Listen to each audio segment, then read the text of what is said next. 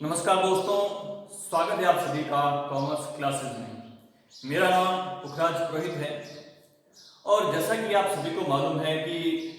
Investigator exam की जो date है वो गवर्नमेंट ने जारी कर दी है, जिसकी डेट 10 अक्टूबर 2020 तय की गई है। तो उसके लिए समय काफ़ी कम है और उसी के लिए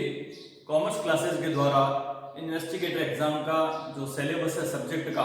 उसको करवाया जा रहा है। तो इन सारे वीडियोस को आप लाइक कीजिए, कमेंट कीजिए और मैक्सिमम शेयर कीजिए ताकि इन्वेस्टिगेटर एग्जाम में जितने भी कैंडिडेट हैं उन सभी को इसका लाभ मिल सके। इस एग्जाम के सिलेबस में आज हम सबसे पहला जो टॉपिक है सैंपलिंग, उसको शुरुआत में ले रहे हैं, जिसमें प्रतिचयन सिद्धांत और प्रतिदर्शी बंटन, sampling theory and sampling distribution, इनके बारे में आज हम चर्चा करेंगे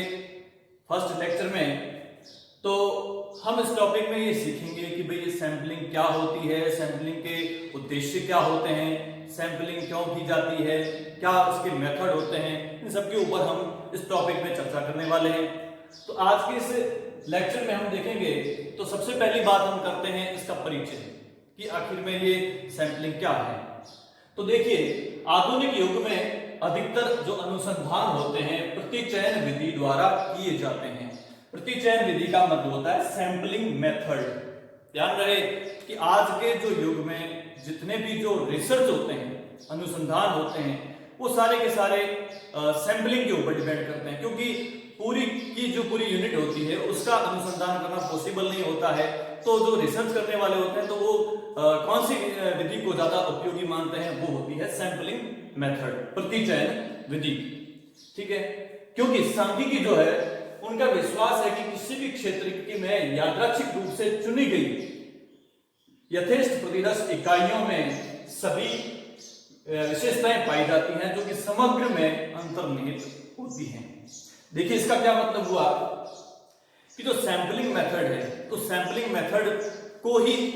जो सांख्यिक है वो उपयोगी मानते हैं। उनका ये मानना होता है कि किसी भी क्षेत्र में, चाहे कोई भी क्षेत्र हो जहां पे हमें अनुसंधान करना होता है, उस क्षेत्र में यादृच्छिक रूप से, यादृच्छिक क्या होता है, रैंडम, हम कोई भी इकाई वहां से उठा लें उसकी अनुसंधान करने के लिए, तो यादृच्छिक रूप से रैंडमली कोई भी जो इकाई चुनी जाती है वो इस यथेष्ट प्रतिदर्श इकाइयों में वे सभी विशेषताएं पाई जाती है जो कि समग्र में निहित है। इसका मतलब हुआ कि जब हम कोई अनुसंधान करते हैं तो संपूर्ण इकाइयों में से, पूरी इकाई यूनिट में से हम जो सैंपल उठाते हैं, तो उन सांख्यिकी का मानना है कि उस सैंपल में जो विशेषताएं हैं वो विशेषताएं उन सारी इकाइयों में निहित होगी। इसलिए वो क्या करते हैं, संपूर्ण इकाई का अनुसंधान न करके किसी एक इकाई का ही अनुसंधान करते हैं, जिसे हम कहते हैं सैंपल, और इसी विधि को कहा जाता है प्रतिचयन विधि। ठीक है, यहां पर जो शब्द दिया हुआ है समग्र, समग्र का मतलब होता है कि जो पूरी इकाई है, संपूर्ण इकाई है, जहां से हम कोई प्रतिदर्श चुनते हैं एक अनुसंधान करने के लिए, जो प्रतिदर्श चुनते हैं, तो जहां से प्रतिदर्श चुना जाता है उस संपूर्ण इकाई को हम क्या कहेंगे, समग्र। ठीक है, इसी विश्वास पर हमारे अधिकांश निर्णय, दैनिक जीवन की सामान्य क्रियाएं, संपूर्ण क्षेत्र की कुछ प्रतिनिधि इकाइयों के गहन अध्ययन पर आधारित होती है। देखिए, इसी विश्वास पर कि हम जो सैंपल लेते हैं उस सैंपल में जो विशेषताएं होगी वो संपूर्ण इकाइयों में भी निहित होगी। इसी विश्वास के आधार पर आज के समय में अधिकांश जो निर्णय होते हैं, चाहे हमारे दैनिक जीवन के जो क्रियाएं होती हैं, उन संपूर्ण में कुछ प्रतिनिधि इकाइयों के गहन अध्ययन पर ही आधारित होता है। हम संपूर्ण इकाई का अध्ययन नहीं करते हैं, कुछ प्रतिनिधि इकाइयों का ही गहन अध्ययन कर लेते हैं। एग्जाम्पल के रूप में मैं आपको बताऊंगा, जो हम यहाँ कहते हैं कि हमारे दैनिक जीवन में सामान्यतः क्या होता है कि हम किसी धान की दुकान से गेहूं खरीदने जाते हैं, तो हम उस पूरे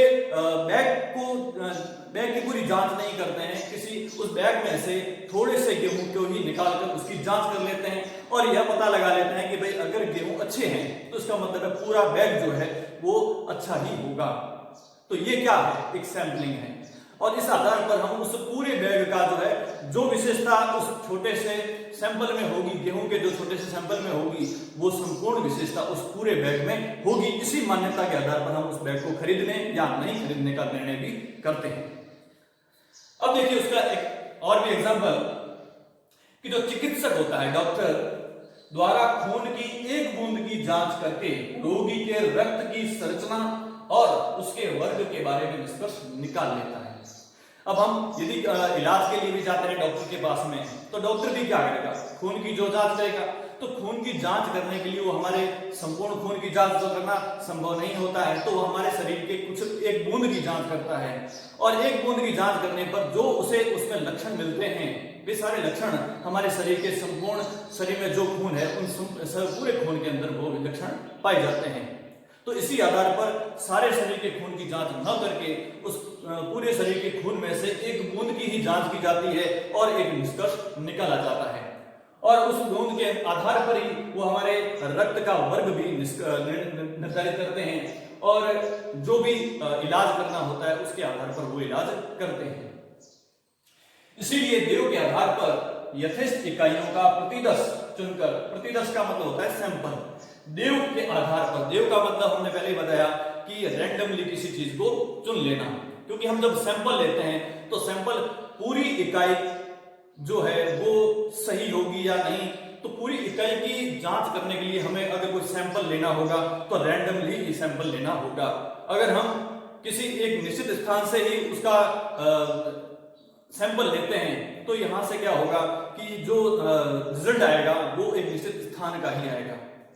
क्योंकि हमें मालूम है कि इस स्थान पर जो है वस्तु वो शुद्ध वस्तु है।